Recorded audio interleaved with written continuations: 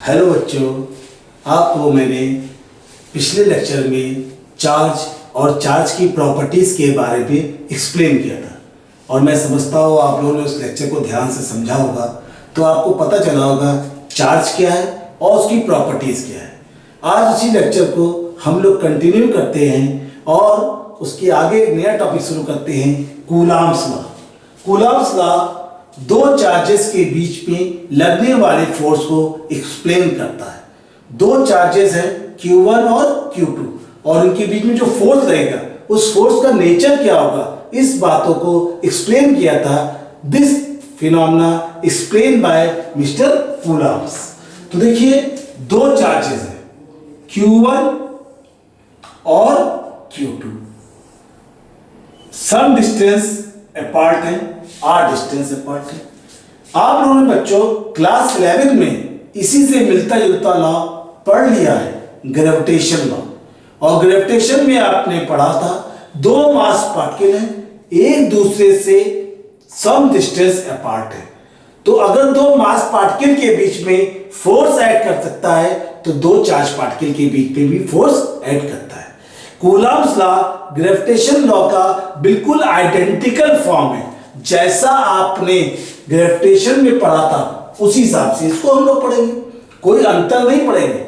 Force की value, force is directly proportional to the product of the two charges.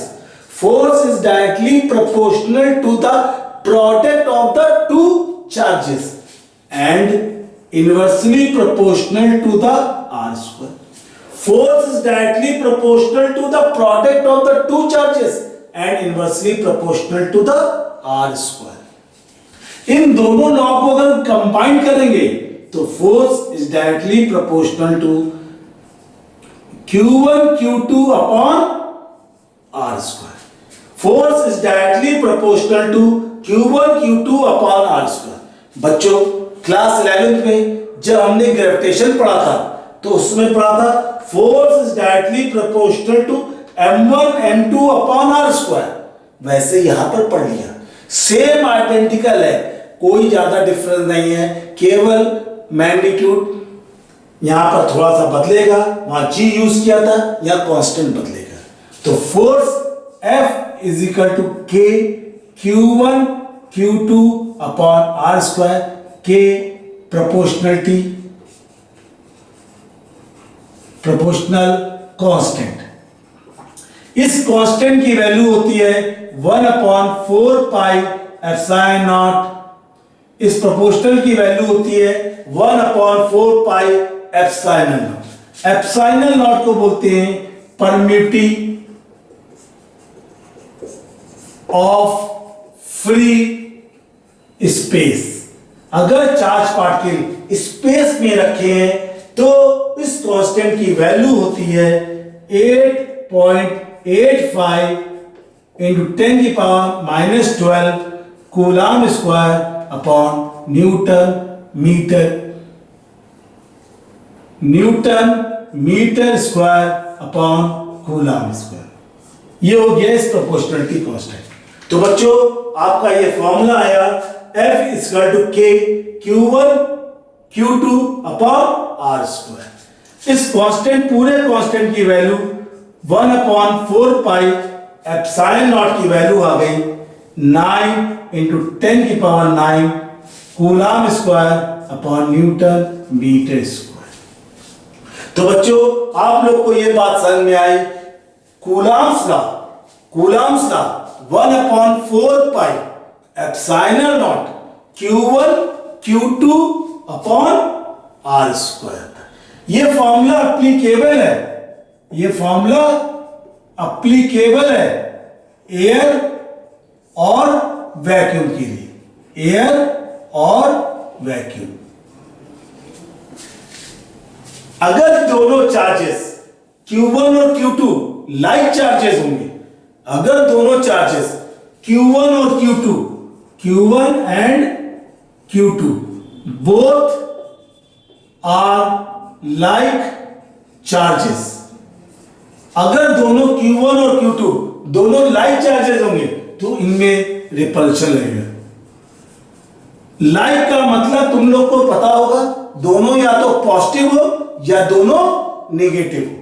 ये नहीं कि एक पॉजिटिव नेगेटिव हो, एक पॉजिटिव हो बेटा और एक क्या हो, नेगेटिव। लाइक चार्जेस में इनके बीच में क्या लगता है, रिपल्शन, इस टाइप का F12 तो F21। लाइक चार्जेस होंगे तो इनके बीच में क्या लगेगा, force of repulsion. Like charges में फोर्स ऑफ रिपल्शन। इसी तरह बच्चों अगर मान लो दो चार्जेस हैं Q1 और Q2, अनलाइक है, Q1 और Q2 अनलाइक है। अनलाइक का मतलब ये प्लस ये माइनस, तो इनमें लगता है फोर्स ऑफ अट्रैक्शन।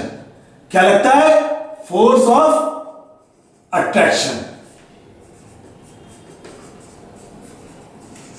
तो बेटा आप लोग को कूलॉम्स लॉ में एक सिंपल सा टर्म समझ में आया कि अगर दो चार्ज पार्टिकल एयर और वैक्यूम में रखे, मैं फिर से बोल रहा हूं और बहुत इंपॉर्टेंट पॉइंट है, समझोगे तो क्लियर होगा। अगर दो चार्ज पार्टिकल Q1 और Q2 एयर में रखे और उनके बीच का डिस्टेंस स्मॉल r है, तो उनके बीच में एक फोर्स एक्ट करता है।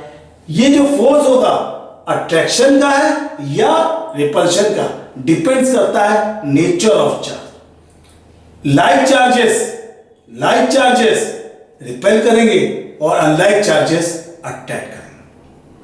Proportionality constant 1/4 pi epsilon naught. Epsilon naught इसका नाम है, physical name permittivity of free space.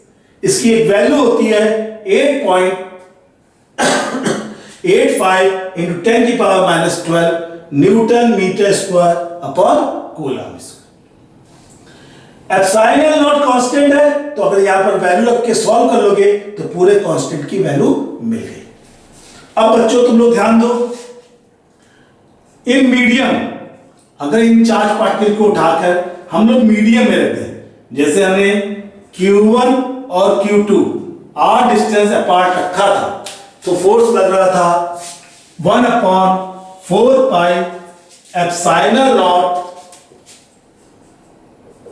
1/4 pi epsilon naught Q1 Q2 upon r square. ये फॉर्मूला कब था, एयर में। अब हमने इन चार्ज पार्टिकल के बीच में कोई मीडियम प्लेस कर दिया। मीडियम वर्ड का मतलब होता है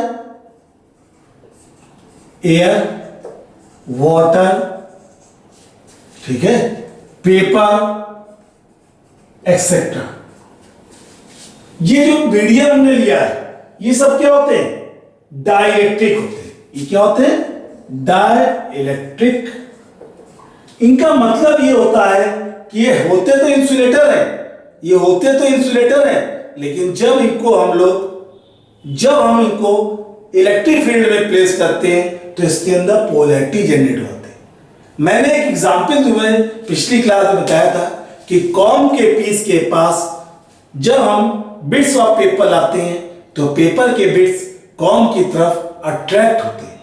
ये जो कॉम की तरफ अट्रैक्ट हुए थे तो पेपर के बिट्स के ऊपर पोलैरिटी जनरेट हुई होगी, और उस पोलैरिटी की वजह से एक मीडियम जनरेट हुआ, डाइलेक्ट्रिक।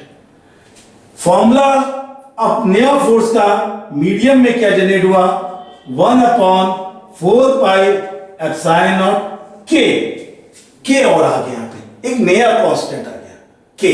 यही डायरेक्टली लिखा था आपने, Q1 Q2 upon r square. ये फॉर्मूला आपका मीडियम में आ गया। मीडियम के मैंने भी आपको बताया, के क्या है, डाइलेक्ट्रिक कांस्टेंट।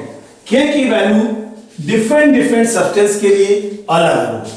जैसे वाटर में आपने चार्ज पार्टिकल प्लेस कर दिए तो के की वैल्यू 81, कहीं 80 भी यूज कर लेते हैं। एयर और वैक्यूम के की वैल्यू 1 होती है। के डाइलेक्ट्रिक कांस्टेंट है, डाइलेक्ट्रिक कांस्टेंट।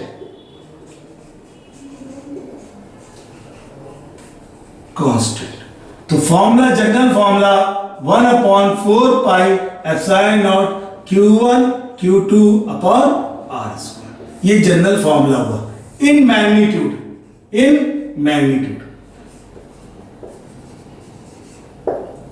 अब बच्चों तुम लोग ये बात ध्यान देखोगे कि यहां पर आपने दो कांस्टेंट यूज किए, एक एप्सिलॉन नॉट, एक इसकी वैल्यू है 8.85 इंटू 10 की पावर माइनस 12, 8.85 इंटू 10 की power minus 12 coulomb square upon newton metre square, और एक हमने के डाइलेक्ट्रिक कांस्टेंट यूज किया विदाउट यूनिट, इसकी कोई यूनिट नहीं थी। दो कांस्टेंट लगाने के बजाय कभी कभी हम लोग एक नया कांस्टेंट यूज कर लेते हैं और उस कांस्टेंट को खाली नाम देते हैं परमिटिविटी। एप्सिलॉन बराबर एप्सिलॉन नॉट के, इस एप्सिलॉन को बोलते हैं परमिटिविटी। तो बच्चों ये जनरल फॉर्मूला फोर्स का आता है 1/4 pi epsilon naught Q1 Q2 upon R square. अगर हम लोग डेफिनेशन के हिसाब से चले तो दो यूनिट चार्ज है Q1 और Q2, R डिस्टेंस पे प्लेस थे, मान लो V1 हो, तो फोर्स की वैल्यू कितनी होगी 9 इंटू 10 की पावर 9 न्यूटन। इफ अगर Q1 की वैल्यू 1 कूलम हो, Q2 की वैल्यू 1 कूलम हो और R की वैल्यू बेटा 1 मीटर हो, तो जब ये तीनों की वैल्यू फॉर्मूले के हिसाब से देखो तो एयर और वैक्यूम में, किसमें एयर और वैक्यूम में फोर्स की वैल्यू कितनी होगी 9 इंटू 10 की पावर 9 न्यूटन। तो बात बेटा समझ में आई? एक फॉर्मूला है, सिंपल फॉर्मूला है, बहुत ज्यादा कठिन नहीं है, एक सिंपल सी बात हमने आपको बताई।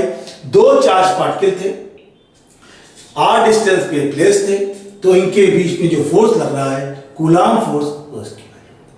हाँ बच्चों, अब मैं आपको एक सवाल कूलम लॉ में बता रहा हूं। देखिए दो चार्जेस आपको बताए गए हैं सवाल में, एक 9e है और एक E है। दो चार्जेस हैं, एक 9e है और एक E है, दोनों एक दूसरे से 16 सेंटीमीटर अपार्ट है। जैसे कि सवाल में लिखा है, कितने सेंटीमीटर अपार्ट है 16 सेंटीमीटर, और इन दोनों के बीच में कोई पॉइंट P हमें ढूंढना है जहां पर नेट फोर्स कितना हो 0, जहां पर नेट फोर्स कितना हो 0।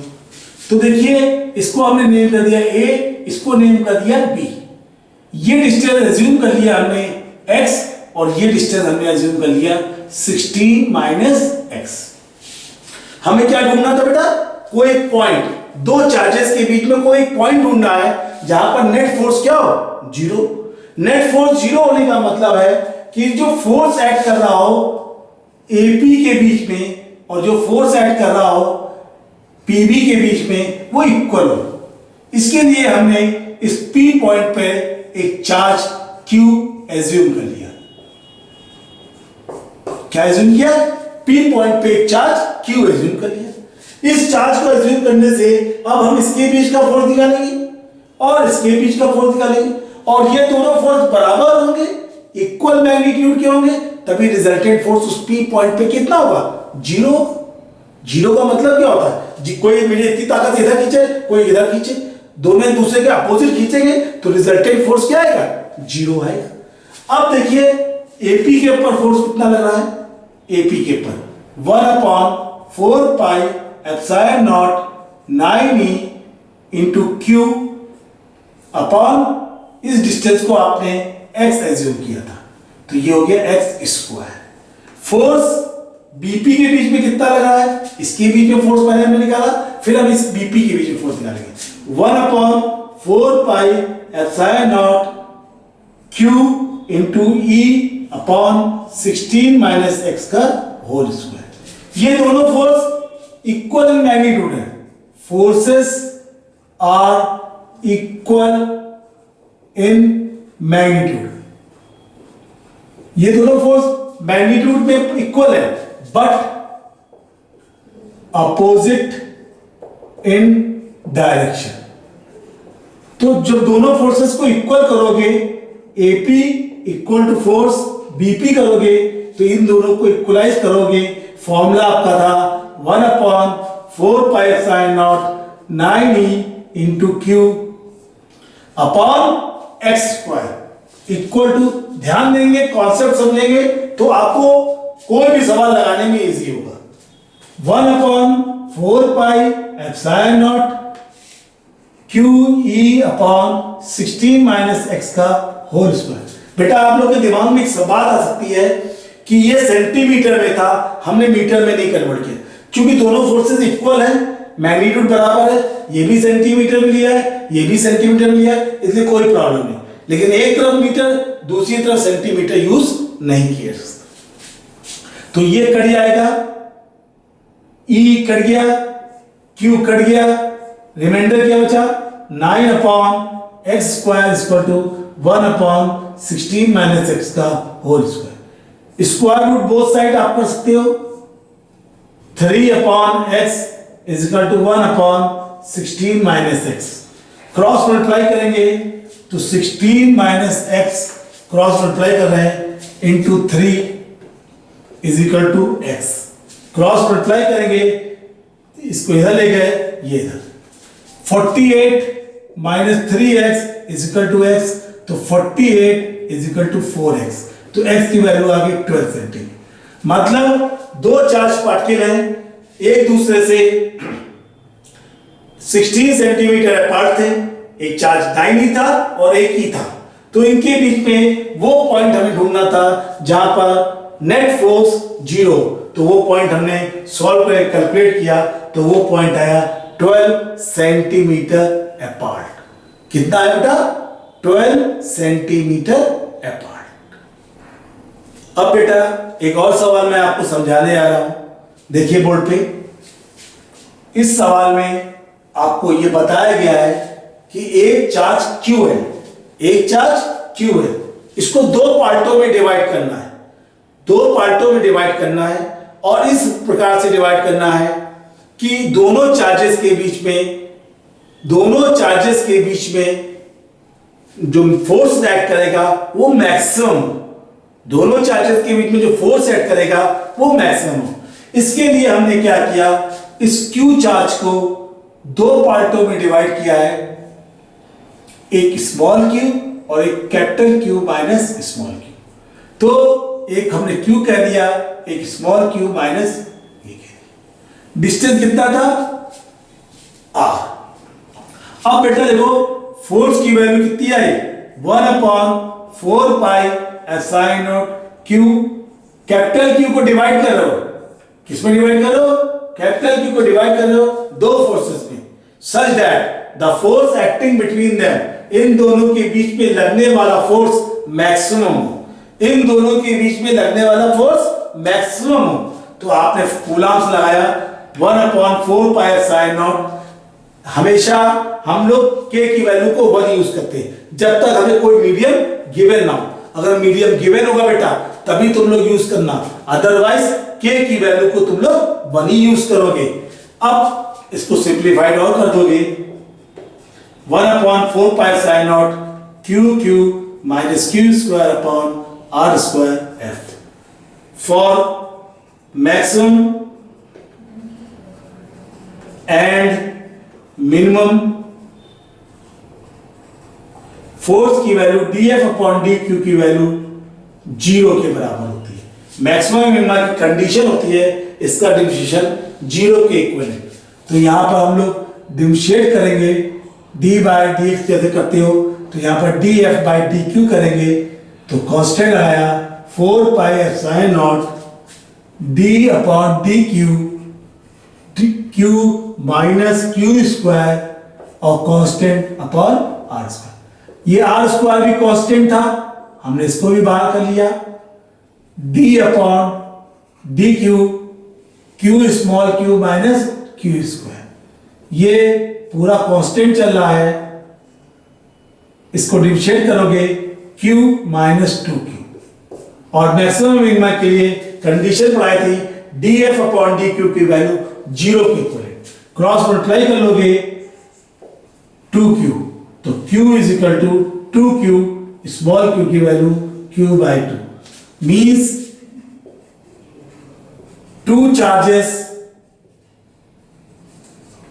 q बाई 2 और दूसरा भी कितना हो गया q by 2, such that the force acting between them, दोनों के बीच में लगने वाला फोर्स मैक्सिमम होगा। मतलब हमने एक चार्ज को डिवाइड किया दो पार्टों में, इस तरह से डिवाइड किया कि इन दोनों के बीच में लगने वाला फोर्स मैक्सिमम होगा। और वो कैसे डिवाइड किया, डिफरेंशिएट किया। डिफरेंशिएशन की कंडीशन होती है, मैक्सिमम मिनिमम की कंडीशन होती है कि डिफरेंशिएट करके dF/dq की वैल्यू को 0 पुट कर दो।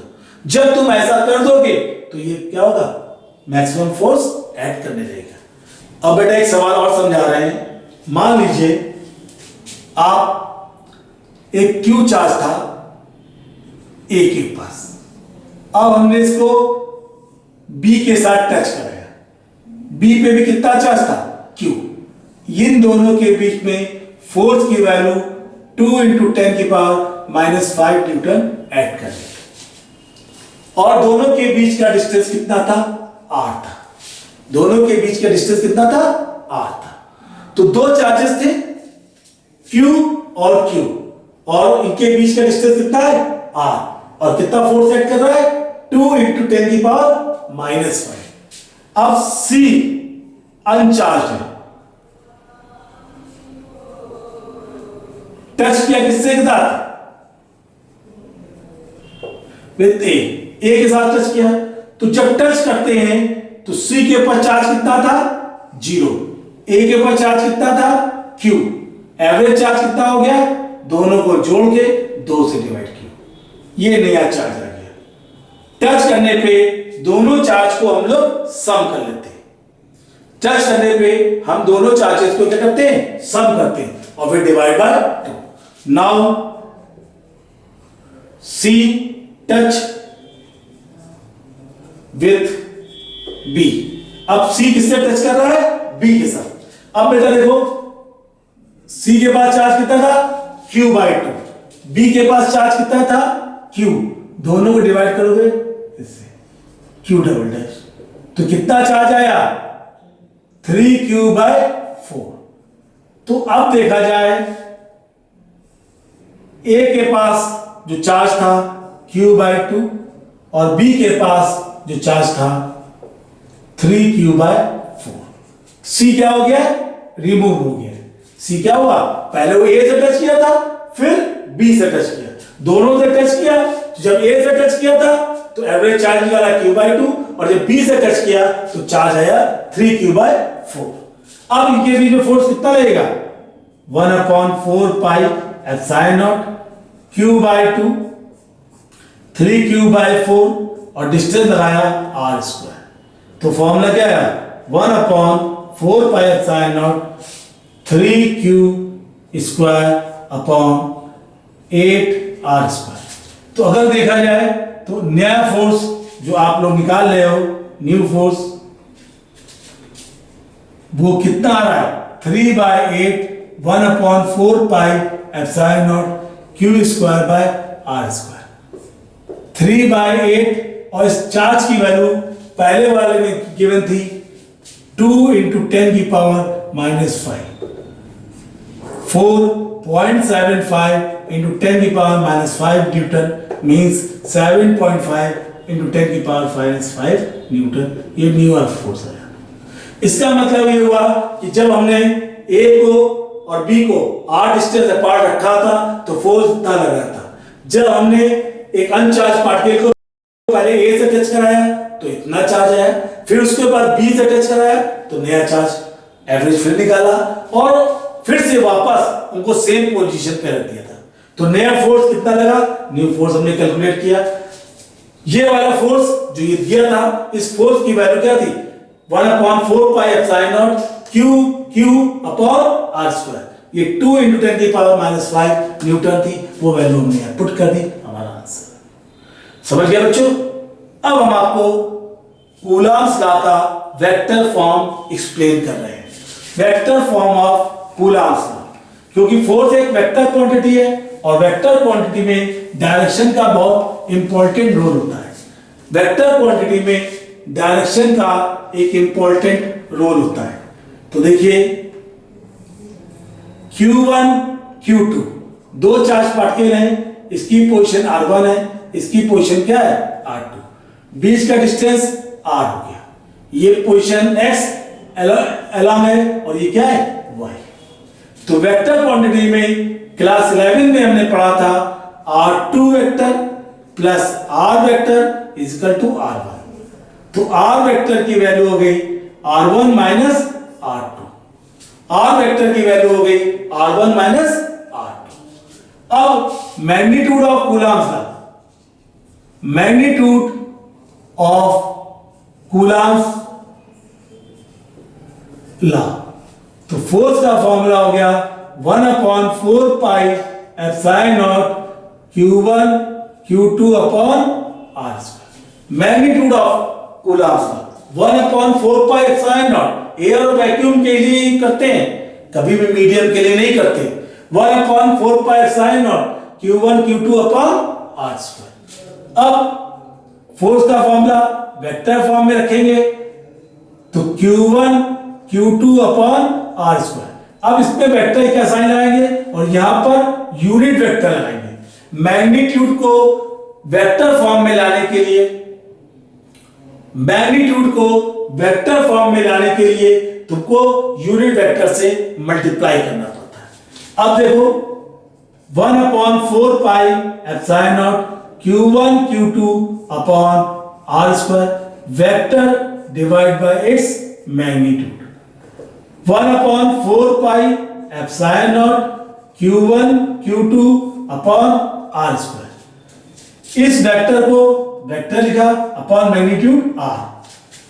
फोर्स का फॉर्मूला आ गया 1/4 pi epsilon naught Q1 Q2 upon R cube into unit vector. देखा जाए तो R1 माइनस R की वैल्यू कितनी है 1/4 pi epsilon naught Q1 Q2 upon R1 minus R2 का whole cube into unit vector, ये फोर्स का डायरेक्शन आ गया। तो यूनिट वेक्टर से जब आपने मल्टीप्लाई कर दिया किसी भी मैग्नीट्यूड को तो वेक्टर फॉर्म को रिप्रेजेंट करता है। Q1 फोर्स जो Q2 पे लगाएगा वो इतना लगाएगा, Q1 Q2 upon R1 minus R2 का क्यूब R12 यूनिट वेक्टर के फॉर्म में लिखा था, ये लगाएगा। तो सेकंड वाला फोर्स जो लगाएगा 1/4 pi epsilon naught Q1 Q2 R2 minus R1 का क्यूब R21 ये इसके ऊपर रिप्रेजेंट होगा। ये दोनों फोर्स इक्वल मैग्नीट्यूड के होंगे, ये दोनों फोर्स इक्वल मैग्नीट्यूड के होंगे, लेकिन दोनों का डायरेक्शन क्या होगा अपोजिट होगा। ये दोनों फोर्स इक्वल मैग्नीट्यूड के होंगे, लेकिन न्यूटन थर्ड लॉ के हिसाब से equal magnitude but direction opposite. ये आपका बेटा vector form of Coulomb's law होता है। ये आपके पेपर में इंपॉर्टेंट टॉपिक होता है, इसके ऊपर न्यूमेरिकल आते हैं। आप इसके ऊपर कुछ न्यूमेरिकल डिस्कस करिए, कुछ सवाल लगाइए, तो आपको ये टॉपिक और अच्छे से समझ में आ जाए। इस वक्त हम लोग प्रिंसिपल ऑफ सुपरपोजिशन पढ़ने जा रहे हैं। प्रिंसिपल ऑफ सुपरपोजिशन एक्सप्लेन करता है कि अगर कोई चार्ज स्पेस में रखा है, जैसे मैं हूं और मेरे चारों तरफ कई बच्चे खड़े, 5-6 बच्चे खड़े, तो वो बच्चे मेरे ऊपर कितना फोर्स लगाएंगे, उन सारे फोर्सेस का वेक्टर सम, उसी को कहते हैं प्रिंसिपल ऑफ सुपरपोजिशन। जैसे यहाँ मान लो Q चार्ज था, स्पेस में रखा था, इसके चारों तरफ एक Q1 है, एक Q2 है, Q3, Q4। हमने कुछ को प्लस ले लिया, कुछ को माइनस ले लिया। जो प्लस वाले हैं उनका डायरेक्शन बाहर दिखाया है, और जो ये देखो F1 का डायरेक्शन कितना दिखाया है बाहर, F2 का डायरेक्शन भी बाहर, F3 का भी डायरेक्शन बाहर, लेकिन F4 का डायरेक्शन क्या है अंदर। तो जो प्लस वाले थे उनका डायरेक्शन बाहर, और जो माइनस वाला था उसका डायरेक्शन अंदर दिखाया। तो इन सारे फोर्सेस का वेक्टर सम करते हैं, रिजल्टेंट निकालते हैं, और जब रिजल्टेंट निकालते हैं तो इसी को बोलते हैं प्रिंसिपल ऑफ सुपरपोजिशन। जैसे मान लो F1 नेट फोर्स कैसे निकालोगे? वेक्टर से, F1 plus F2 plus F3 plus F4। Class 11 में बेटा तुम लोगों ने पढ़ा था कि दो फोर्स हो, एक F1 हो और एक F2, और उनके बीच का एंगल थीटा हो, उनके बीच का एंगल थीटा हो, तो रिजल्टेंट फोर्स निकालने का फॉर्मूला जो तुम लोगों ने क्लास 11 में पढ़ा था, root of F1 square plus F2 square plus 2 F1 F2 cos theta, ये तुम लोगों ने वेक्टर में पढ़ा था और हमारी किताब में ये बहुत जगह यूज होगा। हमारे जो पूरा सिलेबस है उसमें रिजल्टेंट निकालने के लिए यही एक फॉर्मूला होता है। दो फोर्सेस अगर थीटा डिग्री पे इंक्लाइंड है तो उनके बीच में फोर्स निकालने का formula F1 square plus F2 square plus 2 F1 F2 cos theta. Clear बच्चों? अब मैं इसके ऊपर तुमको एक प्रिंसिपल ऑफ सुपरपोजिशन पे एक सवाल एक्सप्लेन करता हूं जिससे तुम्हें ये बात समझ में आएगी कि प्रिंसिपल ऑफ सुपरपोजिशन न्यूमेरिकल में कैसे अप्लाई किया जाता है। सवाल पे ABCD एक स्क्वायर दे रखा है। स्क्वायर का मतलब होता है ऑल साइड्स इक्वल है, ऑल साइड्स R है और सबके वर्टेक्स पे Q चार्ज प्लेस्ड है। तो अगर सबके वर्टेक्स पे Q चार्ज प्लेस्ड है तो AB, BC, CD और DA सब R है। AC की वैल्यू R√2 है, BD की वैल्यू भी R√2 है। तो अगर OC निकाला जाएगा तो OC की वैल्यू क्या होगी? AC divide by 2, AC divide by 2, तो ये आ गया R/2। तो अब देखो हम लोग प्रिंसिपल ऑफ सुपरपोजिशन यहाँ पे अप्लाई करने जा रहे हैं। इस पॉइंट पे हम लोग फोर्स कैलकुलेट करेंगे। तो ये फोर्स कितना होगा? ये प्लस लाइक चार्जेस रिपेल करते हैं, फोर्स का डायरेक्शन DC। ये लाइक चार्जेस है, रिपेल करेंगे, फोर्स का डायरेक्शन FBC, और ये दोनों भी लाइक चार्जेस हैं तो रिपेल करेंगे FAC। इसके बीच का फोर्स F1 आ जाएगा।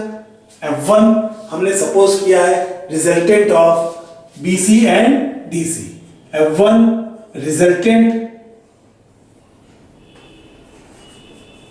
Resultant of FDC and FBC।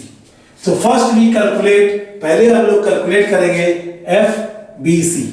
FBC की वैल्यू बेटा देखो क्या होगी? 1/4 पाई, ये चार्ज दिया, ये चार्ज दिया, 1/4 pi sine not Q into Q upon R square. FDC की value 1/4 pi epsilon naught Q into Q upon R square. DC का डायरेक्शन हमने दिखा दिया इस तरह से और BC का डायरेक्शन ये था। ये एरो डायरेक्शन इंडिकेट कर रहे हैं, बाकी इसका कोई मीनिंग नहीं आएगा। अब वेक्टर फॉर्म दिखाइए, तो हमने यहां पे वेक्टर व्हील बना दिया। Magnitude of resultant FBC and FDC, तो ये रिजल्टेंट का मैग्नीट्यूड F1 जो हमने यहां पर इंडिकेट किया था, ये चीज। तो देखो कितना आएगा? FBC square plus FDC square plus 2FBC into FDC। इसके बीच का एंगल अगर आप देखोगे स्क्वायर है तो एंगल कितना होगा? cos 90 degree. स्क्वायर है, स्क्वायर में ये एंगल कितना होता है बच्चों? 90 डिग्री। ये 90 तो ये भी कट करिए अपोजिट, तो 90। cos 90 0 हो गया। FBC स्क्वायर प्लस FDC और BC दोनों इक्वल है तो हम यहां पर BC इसको भी लिखते हैं प्लस 0। तो ये आ गया F1 आ गया 2FBC का स्क्वायर √2 FBC मतलब √2 1/4 pi epsilon naught Q square upon R square. अभी हमने फोर्स निकाला इसकी वजह से, अब हमें ये दो चार्जेस और बच गए। तो FAC कितना होगा? FAC 1/4 pi epsilon naught Q square upon, ये डिस्टेंस देखो कितना हुआ? A √2 R का होल स्क्वायर। ये डिस्टेंस कितना है? AC कितना है? AC है हमारा √2 R। तो फॉर्मूला लगाया 1/4 pi sine naught Q1 Q2 upon R square.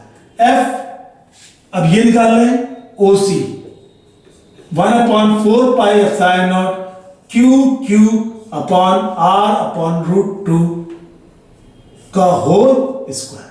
ये हमारा नंबर 1 इक्वेशन थी, ये हमारी नंबर 2 इक्वेशन थी, ये हमारी नंबर 3 इक्वेशन थी। Resultant force F1 plus FAC plus FOC resultant force. और रिजल्टेंट फोर्स इक्विवेलेंट में क्या होता है? रिजल्टेंट फोर्स इक्विवेलेंट में क्या होता है? 0 होता है। जब रिजल्टेंट फोर्स कैलकुलेट करना होता है तो रिजल्टेंट फोर्स इक्विवेलेंट में इसकी वैल्यू क्या होती है? 0 होती है। अब सबकी वैल्यू हम यहां पुट कर देंगे तो 0 is equal to 1/4 pi epsilon naught Q square upon √2 R का whole square plus 1/4 pi epsilon naught Q upon R square by 2 plus √2 1/4 pi epsilon naught Q square by R square. तो अब common ले लो, तुम्हारा Q common था, R square common था, 1/4 pi epsilon not common था, बच गया Q upon √2 plus 2q plus √2q। इस सबको 0 कर दो, q upon √2 plus 2q plus √2q equal to 0। LCM ले लेते हैं, q प्लस 2√2q प्लस 2, यहां पर बेटा देखो √2 का स्क्वायर 2 हो गया था, ये 2 एलसीएम लिया था तो ये 4 आ गया था, 4q plus 2√2q equal to 0। तो q ब्रैकेट में 1 प्लस 2√2 इक्वल टू -4q। तो q की वैल्यू कैलकुलेट करी हमने, q 1 प्लस 2√2 अपॉन 4 माइनस का। तो सी पॉइंट हमने सवाल में पूछा गया था, ओ पॉइंट पे कितना चार्ज रखें कि पूरा का पूरा सिस्टम इक्विवेलेंट में हो। तो हमने पहले डीसी के बीच का फोर्स निकाला, फिर हमने बीसी के बीच का फोर्स निकाला, फिर हमने एसी के बीच का फोर्स निकाला, फिर हमने ओसी के बीच का फोर्स। और इन सारे फोर्सेस को वेक्टर सम, इन सारे फोर्सेस का वेक्टर सम किया। इक्विवेलेंट में रिजल्टेंट फोर्स क्या होता है? 0 होता है। तो यहां पर √2 का स्क्वायर 2 होगा, 2 आर स्क्वायर कॉमन ले लिया था, एलसीएम ले लिया, आपके कैपिटल क्यू की वैल्यू